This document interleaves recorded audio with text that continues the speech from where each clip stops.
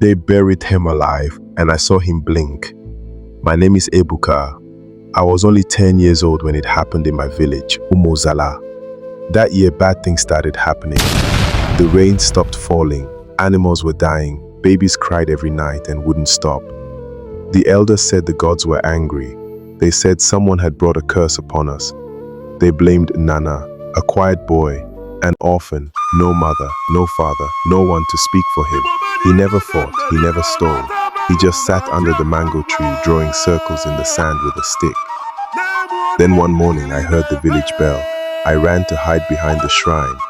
That's where I saw them, the masquerades, dragging Inanna into the village square. The people shouted, "Cleanse the land." And the elders said, "He must be buried." The gods demanded. But Nana didn't cry. He just looked up at the sky and asked, "Why me?" No one answered. They carried him to the edge of the forest. They dug a deep hole and they put him inside. As they covered him with sand, I saw it. He blinked. I saw it clearly. He blinked, like someone trying not to cry. He was still alive. I shouted, "He's not dead." I saw him blink, but nobody listened. That night, thunder struck the shrine. 3 elders died in their sleep. The river dried up, and nothing ever grew on that land again. Even now, 20 years later, that place is empty. No tree, no grass, no sound. But if you stand there and you listen closely, you will hear a small voice from under the ground saying, "Why me?" I was there. I saw everything with my own eyes. After the day Nana the orphan was buried alive, strange things began to happen in our land. The sky would turn dark even when the sun was up. Goats would walk in circles, then fall and die for no reason. Chickens stopped laying eggs. Then, they started dropping dead one by one. Even babies in their mother's arms would cry all night, and no one knew why. People stopped laughing. The land became dry.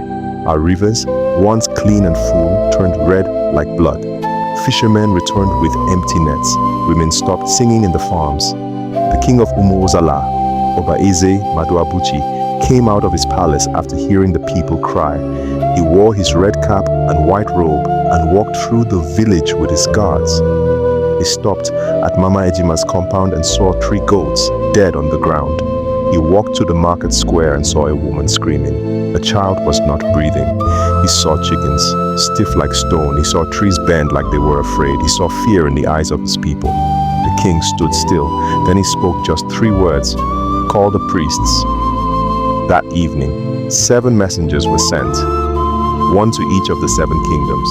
From the east came Dibia Uzo from Nkanu. From the west came Okomfo Bayo from Ile, Ife. From the north came Malam Dogo with cowrie eyes. From the south came Priestess Adaku covered in white chalk, and others from distant lands like Nasuka, Bini, and Opobo. They arrived in Umozala before the moon rose. They didn't speak. They sat in a circle in front of the king's hut. They burned herbs. They closed their eyes. They called on the spirits of the land, the sky, and the ancestors.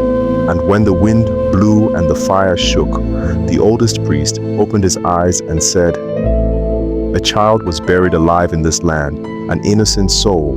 The earth cries for him. To cleanse Umozala, you must go to the evil forest and cut down the tall tree near the boy's grave." Everyone gasped.